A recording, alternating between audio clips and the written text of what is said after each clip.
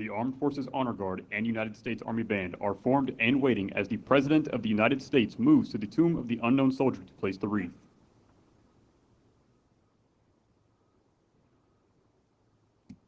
Distinguished guests, please stand for the national anthem and remain standing for taps.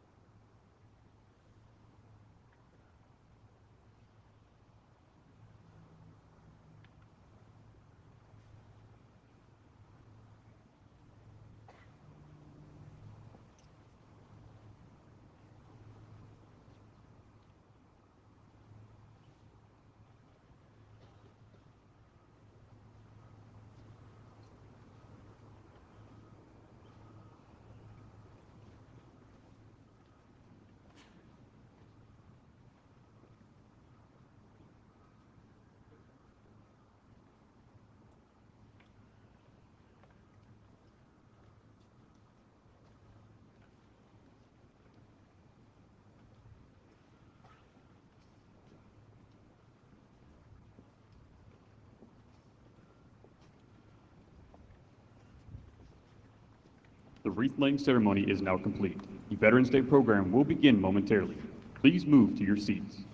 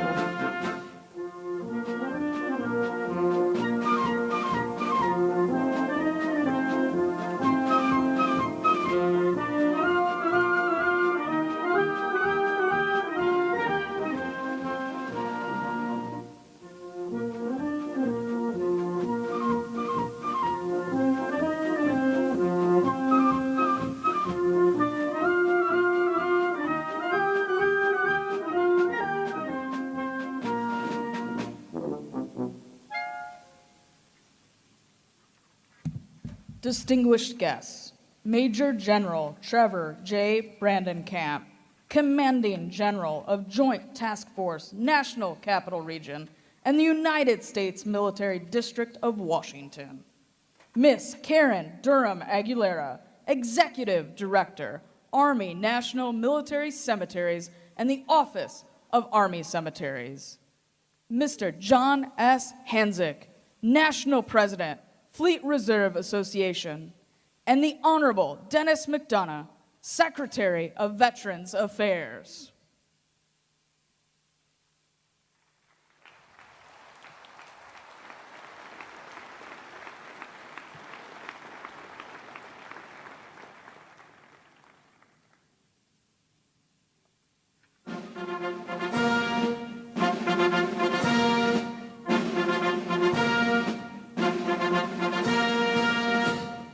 Distinguished guest, the President of the United States.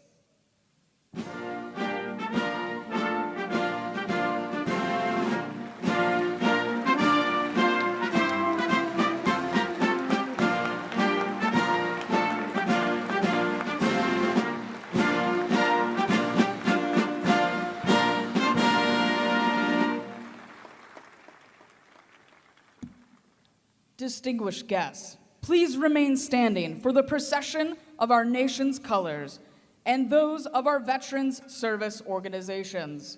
As we march on the colors, the United States Marine Band will play the National Emblem March. Please place your right hand over your heart or render a hand salute.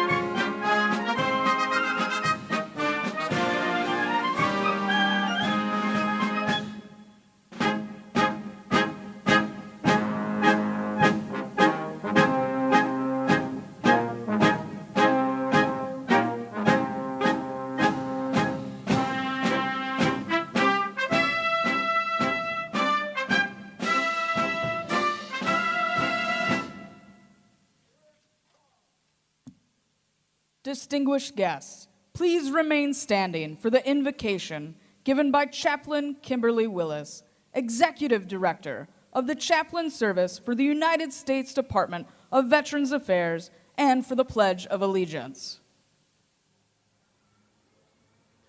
Good morning.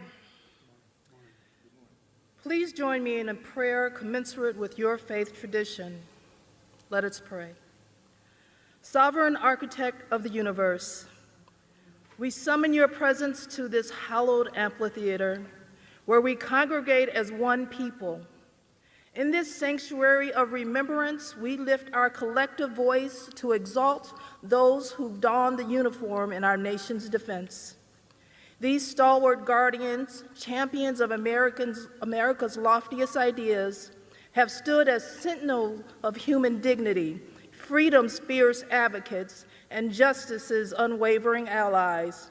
From twilight last gleaming to dawn's early light, they've maintained their vigil on terra firma across turbulent seas, in skies both serene and storm-tossed, and even unto the stars themselves.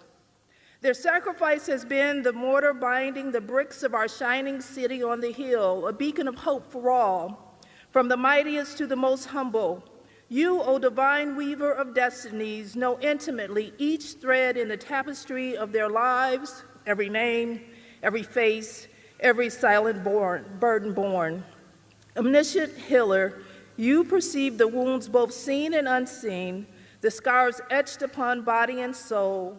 Your balm of comfort envelops those awaiting the return of those missing in action and those who have lost their beloved to the altar of liberty. Your strength, O bulwark against grief's relentless tide. Benevolent Creator, we beseech your blessings upon the Department of Veteran Affairs and veteran service organizations who champion our veterans' cause. Extend your grace to the families and caregivers who walk alongside our heroes, and guide the hands of those tasked with mending the wounds of war. Finally, we ask that you bless each person here today with the strength to carry forward the torch of democracy. May we be found worthy of the legacy our veterans have entrusted to us by tending to the garden of freedom with vigilance and care, and may God continue to bless the United States of America, guiding us to realize our promise. In your holy name we pray, amen. Now, I'd like to invite Mr. John S. Hanzik, National President, Fleet Reserve Association, to lead us in the Pledge of Allegiance.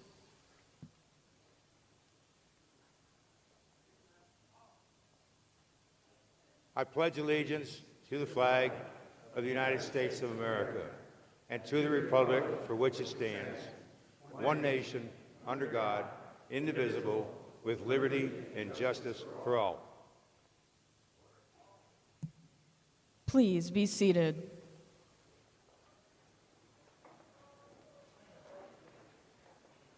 It is now my distinct privilege to introduce you the members of the Veterans Day National Committee. The committee was formed by presidential order in 1954 to plan this annual observance in honor of America's veterans and to support Veterans Day observances throughout the nation.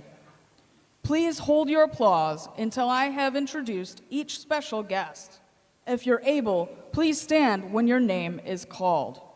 Retired Command Master Chief Petty Officer John S. Hanzik, National President, Fleet Reserve Association. Retired Sergeant Major Horace Johnson, National Commander, AMVETS. Mr. Joseph Patterson, National Commander, Army and Navy Union, United States of America. Retired United States Navy Force Master Chief Gary McCure, President, Non-Commissioned Officers Association of the United States of America. Mr. Gary B. Leach, National Vice Commander, the American Legion. Mr. Robert Oliveras, Jr., National Commander, Military Order of the Purple Heart. Mr. Timothy Morgan, National Commandant and Chief Executive Officer, Marine Corps League. Retired United States Army, Major General Father William D. Razwoff, Executive Director, Military Chaplains Association of the United States of America. Mr. Robert Thomas, National President and Chairman of the Board, Paralyzed Veterans of America. Mr. Michael Perry, National Commander, Legion of Valor of the United States of America. Retired United States Air Force Lieutenant Colonel David J. Worley, Commander-in-Chief, Military Order of the World Wars. Retired United States Navy Chief Petty Officer Deborah Olshig, Immediate Past National President, TRIA, the Enlisted Association. Retired United States Army Colonel Paris Davis, Medal of Honor recipient, Congressional Medal of Honor, Society of the United States of America. Mr. Daniel Contreras, National Commander, Disabled American Veterans. Retired United States Air Force Lieutenant General Brian Kelly, President and Chief Executive Officer, Military Officers Association of America. Commander Catherine Jakes, Chair, Board of Directors, Commissioned Officers Association of the United States Public Health Service. Mr. Keith Reed, Chief Executive, Air Force Sergeants Association. Mr. Michael Stetz, National Commander, Polish Legion of American Veterans of the United States of America.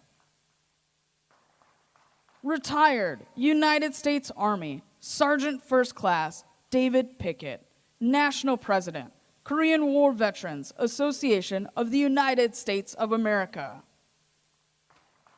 Mr. David Rodriguez, Sr., National Commander, American GI Forum of the United States. Mr. Lawrence Wolf, National Commander, Catholic War Veterans.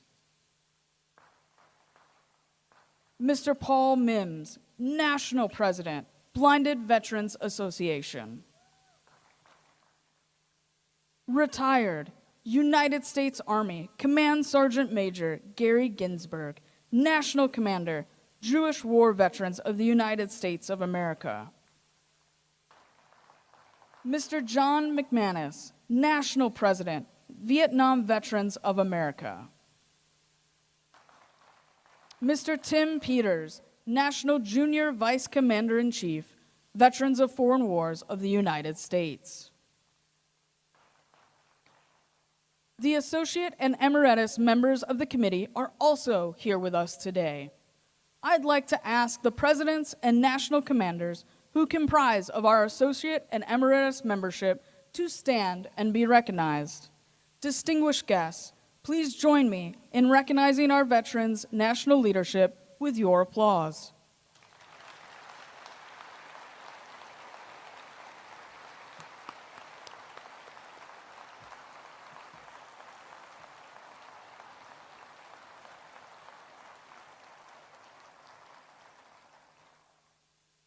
It is now my pleasure to introduce the Executive Director, Army National Military Cemeteries and the Office of Army Cemeteries, Ms. Karen Durham Aguilera.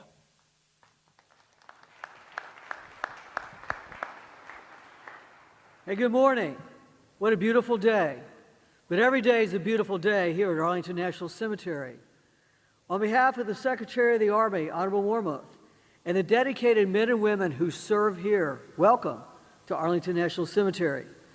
I especially extend a warm welcome to President Joe Biden. Thank you, Mr. President, for being with us.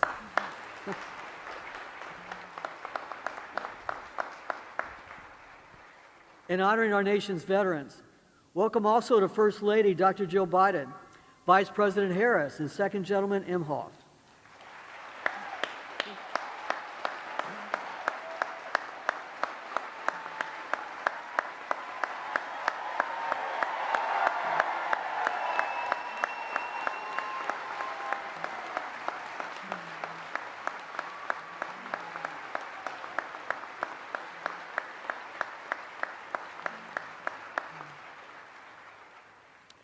I want to thank the host for today's observance, Secretary of Veteran Affairs McDonough, and his key guests, Fleet Reserve Association National President Mr. John Hansick. Welcome. Our Secretary of Defense, Lloyd Austin, and our Chairman of the Joint Chiefs of Staff, General C.Q. Brown. Welcome also to visiting dignitaries, Cabinet Secretaries, Service Chiefs, our veterans and families, and everyone watching across our great nation. Thank you for being with us. The theme of Veterans Day 2024 is a legacy of loyalty and service. For over 160 years, Arlington National Cemetery's legacy has been to serve, proudly and honorably, as the final resting place for more than 420,000 service members and their families. I cannot think of a more fitting place than here, at the very center of our nation's most hallowed grounds, to commemorate and honor America's past, present, and future service members. Arlington National Cemetery embodies our nation's enduring gratitude for our veterans. Each grave marker and monument tell a story of service, commitment, and sacrifice. These 639 acres represent a solemn gathering place for families and friends to remember their service members, celebrate their contributions, and take comfort in their everlasting legacy that continues to uplift our country today. It is poignant that each person here today and across the nation, we can all recall the impact a service member has had on our lives, whether personally or through the steadfast protection of our nation. The courageous actions of those who serve have an enduring legacy, not just in the United States, but across the world. And as you walk the grounds of our nation's most sacred shrine, remember, no gravesite at Arlington National Cemetery can ever be purchased. Each must be earned with honorable service. To those with family or friends laid to rest here, please know we will always take care of your loved one. Remember them and recognize their service to this great nation. This commitment is the heartbeat of our mission, and each day it inspires every one of our active duty, veteran, and civilian employees. To serve here is an honor and a privilege. I extend my gratitude to spouses, parents, family members, and the Gold Star community for your unwavering devotion and commitment to your loved ones who have served or are currently serving in any capacity. Your courageous support does not go unnoticed. And for veterans, you are the backbone of our country. You have taken an oath to honor and protect our country. And in the words of President Eisenhower, your service preserves our heritage of freedom. And our mission at Arlington National Cemetery is to honor you always. We see you and we celebrate your legacy, loyalty, and service today and every day. Again, welcome to Arlington National Cemetery. Thank you.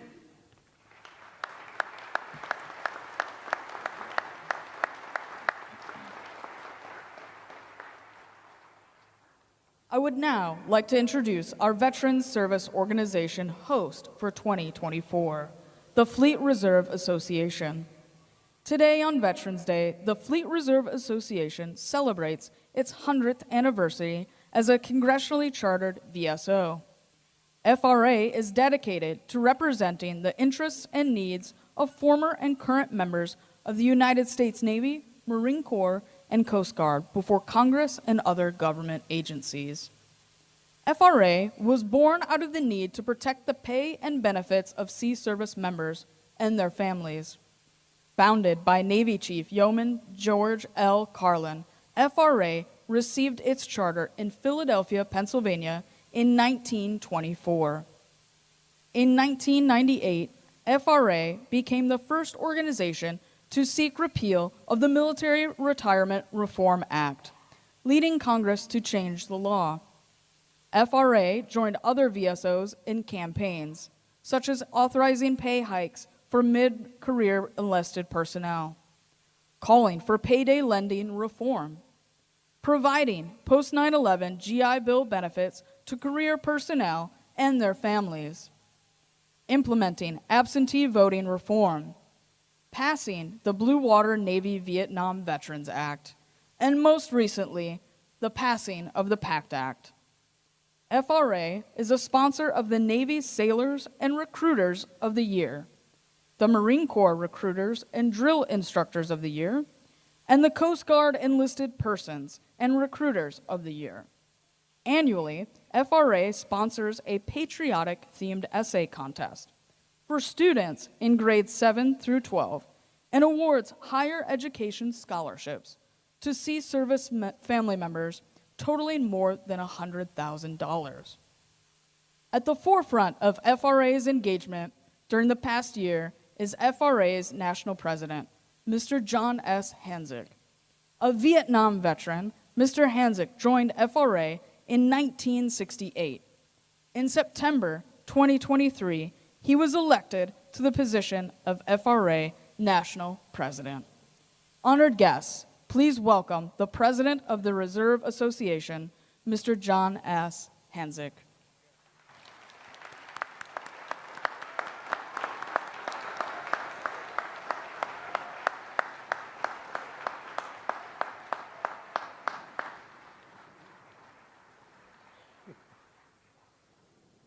Good morning, everyone. Thank you for attending the 2024 Veterans Day service here at Arlington. We gather here in these hallowed grounds to honor and give thanks to all our veterans for their service and sacrifice in protecting our great nation. Some of my thunder was stolen a little bit ago, but I'm going to say this anyway. In 1954, under then-President Dwight Eisenhower, Armistice Day was transitioned to become Veterans Day to honor and include all veterans. I believe it was his intent when he said to include all veterans. He also meant veterans who had made the ultimate sacrifice. To my fellow veterans, I salute you. And I thank you for your service and sacrifice. But there's another group out here today and across this great nation that also deserves recognition. It's our families and our loved ones who support and sacrifice us while we serve. We couldn't have done our jobs without their support. And to you, I also say, from the bottom of my heart, thank you.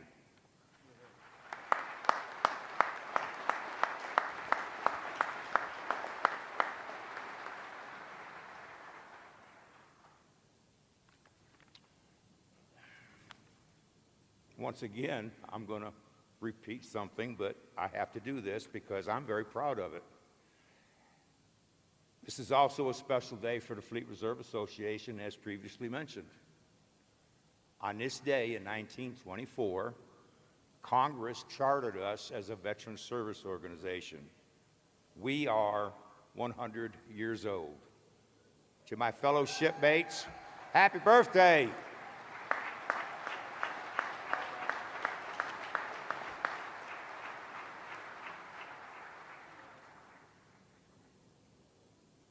I mentioned to the VA secretary a moment ago before I got up here to speak, never in my wildest dreams did I ever imagine becoming national president, let alone for the centennial, or the honor and privilege to address all of you today. But again, I want to say thank you for attending.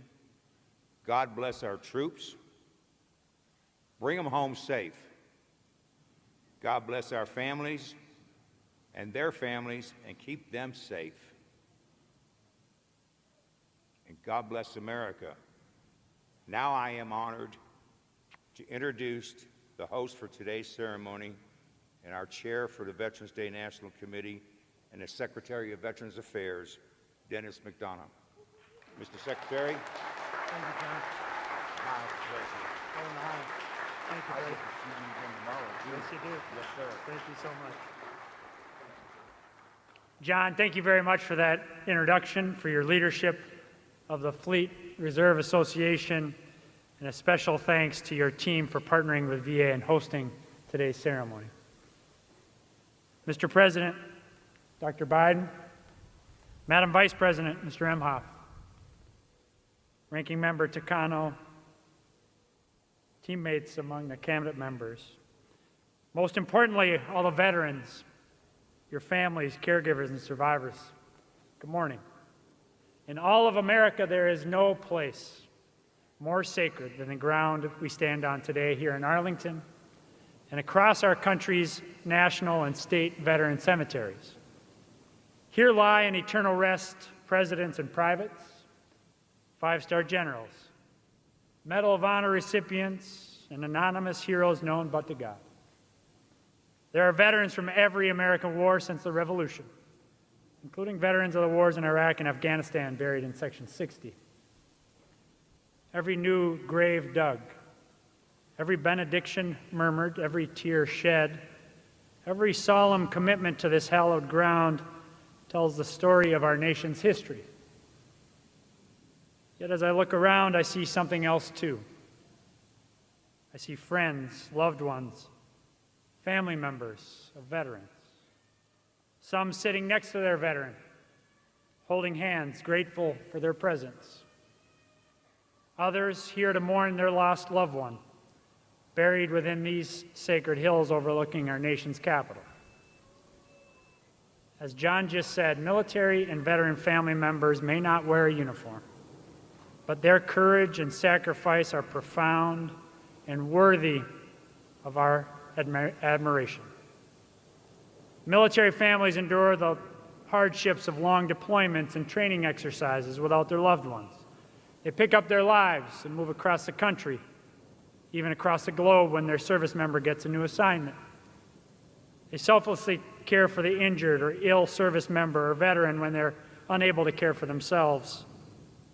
So we're here today to honor them as well. I'm thinking of veteran family members like Angela Bell. Angela's son, Sean, served 20 years in the Army and died by suicide in 2021. Angela has dedicated her life to helping other families avoid that same devastation. I'm thinking of Cindy and Lee Stover, who've cared for their son, Joe, a Navy veteran, since he was partially paralyzed after a traumatic brain injury. Cindy and Lee show that veteran caregivers are heroes too.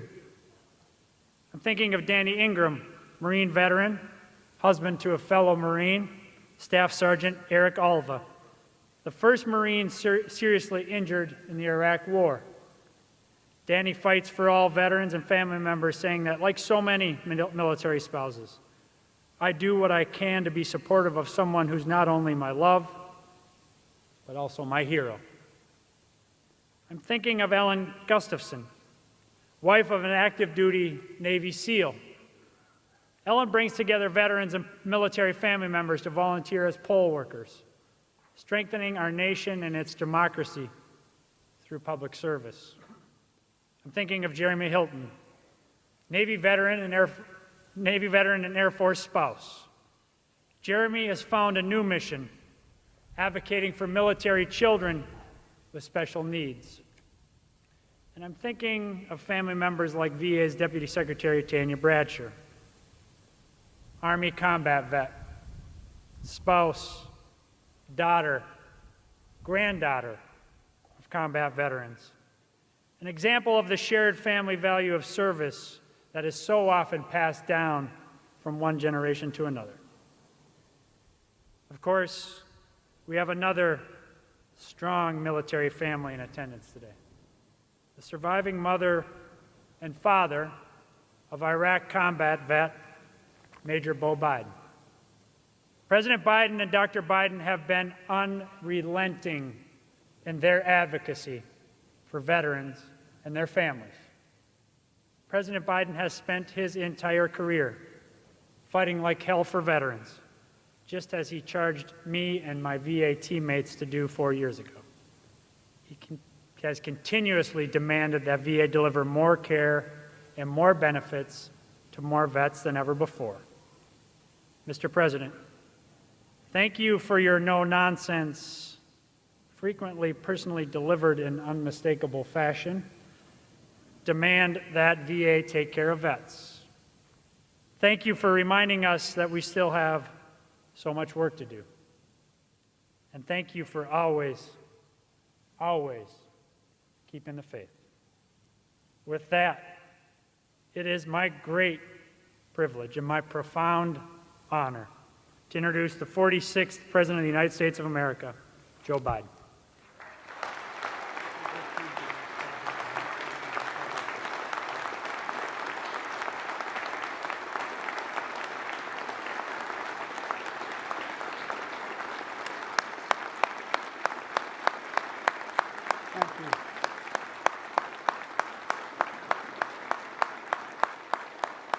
Thank you.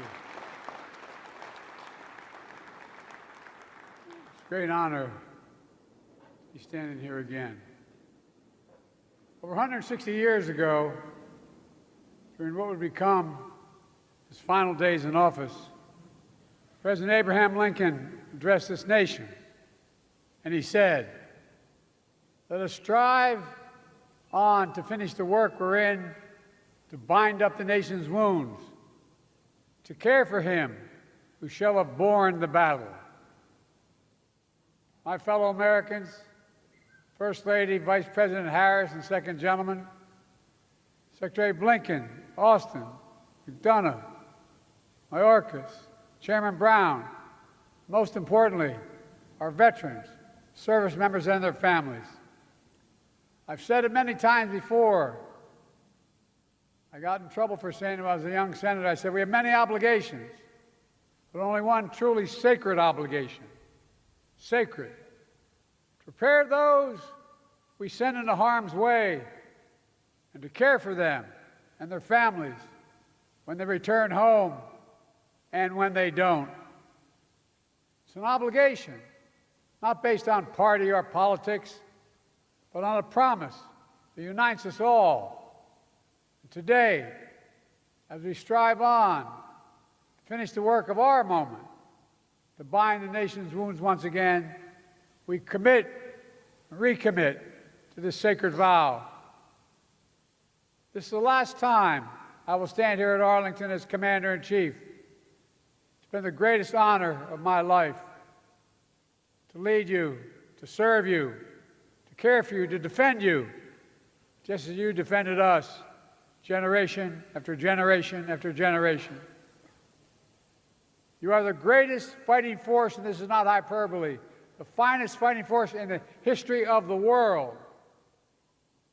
I'll never forget standing at Valley Forge, our nation's first soldiers laid down their lives to deliver a nation where everyone is entitled to inalienable rights, life, liberty, pursuit of happiness. And I'll never forget walking the hills of Gettysburg, where thousands more shed their blood to make those words real.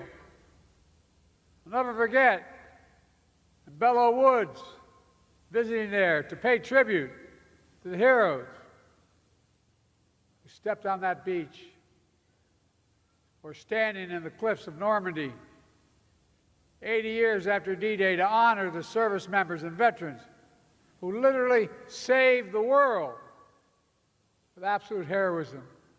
Just standing there, you wonder how in God's name did they have the courage to do what they did. I'll never forget visiting bases in Korea, where America's sons and daughters answered the call to defend the people they had never met. For paying my respects in Hanoi, where so many of our troops defended democracy, including my friend and once worked for me, Senator John McCain. I'll never forget my trips to Afghanistan and Iraq, where tour after tour, young men and women served and sacrificed to keep our nation safe. 4 presidents faced a decision after we had gotten bin Laden whether to end our longest war in history in Afghanistan. I was determined not to leave it to the 5th. Every day I still carry a card with me, my schedule every single day for the last 10 years. On the back of my schedule it says, U.S. daily troops in Afghanistan. U.S. troops died in Afghanistan as of today, 2,465. Troops wounded in Afghanistan, 20,769. U.S. troops, Iraq, died in Iraq, 4,620. Wounded in Iraq, 32,766. Ladies and gentlemen, this is my duty as president, but also as a parent. Like many of you, our son Beau Biden deployed to Iraq for a year with the Delaware National Guard. I still remember the day he asked me to pin his bars on him. He stood ramrod straight. How proud Jill and I and our entire family felt. Like so many of you, we also remember how hard it was when he was deployed. Empty seats at the dinner table, missed holidays and birthdays, prayers of hope and worry, repeated every morning and every night. Just as we ask everything of our veterans, we ask everything of their families. The English poet John Milton wrote, and I quote, "They also serve who only stand and wait, as so many of you have." So for all the military families, to all those with a loved one still missing or unaccounted for, to all Americans grieving the loss of a loved one who wore the uniform, Jill and I want you to know we see you, we thank you, and we'll never stop working to meet our sacred obligation to you and your families. Jill and I, Doug and Kamala, our entire administration, are proud of our work over the past 4 years. Together we passed more than 30 bipartisan laws to support our veterans and their families, caregivers and survivors. We brought veterans' homelessness down to a record low. We delivered more benefits to more veterans than any ever before in VA history. We've invested record resources to reduce the scourge of veteran suicide. We took action to protect veterans from scams because no veteran should be defrauded by those they defended. All these actions are vital, but I'm particularly proud of finally passing the PACT Act.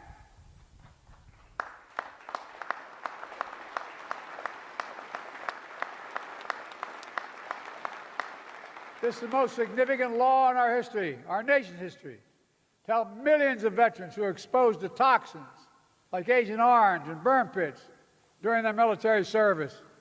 Pits the size of football fields that incinerated the wastes of war, tires, chemicals, batteries, jet fuel, and so much more. Pits that left too many veterans with headaches, numbness, dizziness, asthma, and cancer.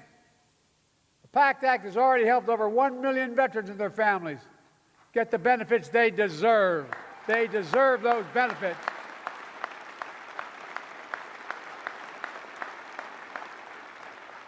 Today, I'm proud to announce that the VA will expand the number of cancers covered under the PACT Act. And to all veterans who served at K2 Air Base in Uzbekistan, constantly surrounded by toxins, we want to honor you. We want to have your back, just like we did in Agent Orange, just like we're going to rule to make sure you don't have to prove your illness as a consequence of your service, which is often too hard to do.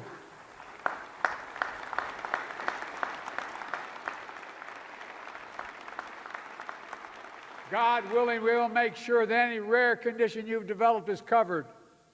We're committed to getting this rule in place by the end of my term. Folks, this matters. Too many of our nation's veterans have served only to return home to suffer from permanent effects of poisonous chemicals. Too many have died like our son Bo, and like Sergeant First Class Heath Robinson, from whom the PACT Act was named. A couple years ago, after I signed the PACT Act, I handed a pen to his daughter, Graylee.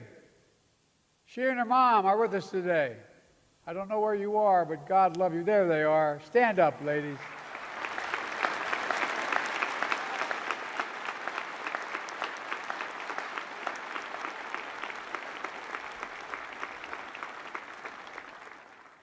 Give me a word, I mean this. I'll never forget.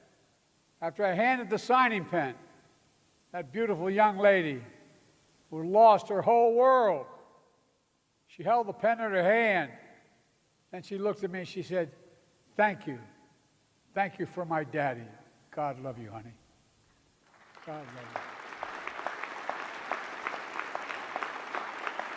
But I don't think she was just thanking me. She was thanking all of you here, all of us, everyone who fought hard and came together to keep our promise to our veterans, to keep the faith.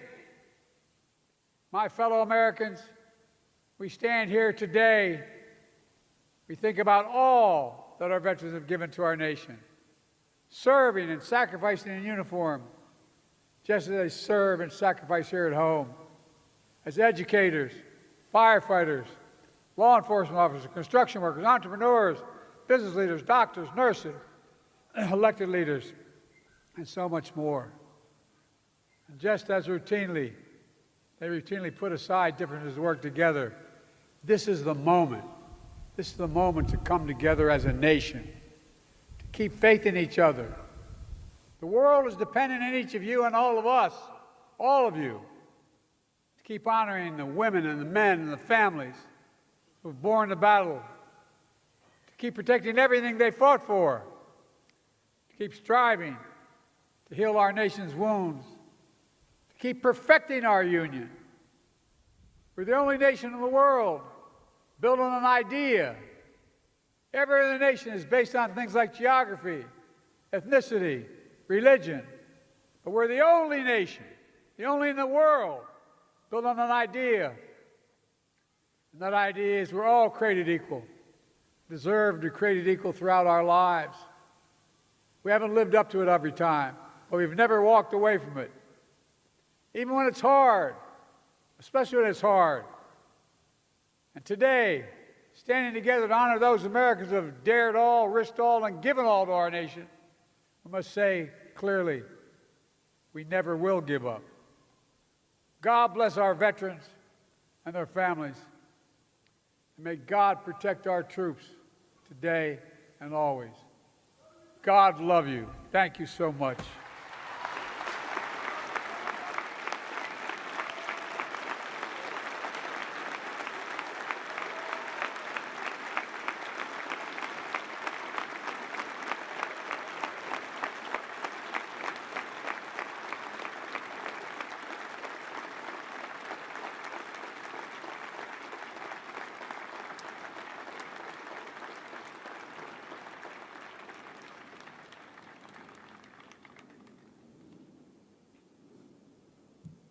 Distinguished guests, please stand and join the United States Marine Band and Navy Sea Chanters in singing God Bless America, and remain standing as we retire the colors. Place your right hand over your heart or render a hand salute.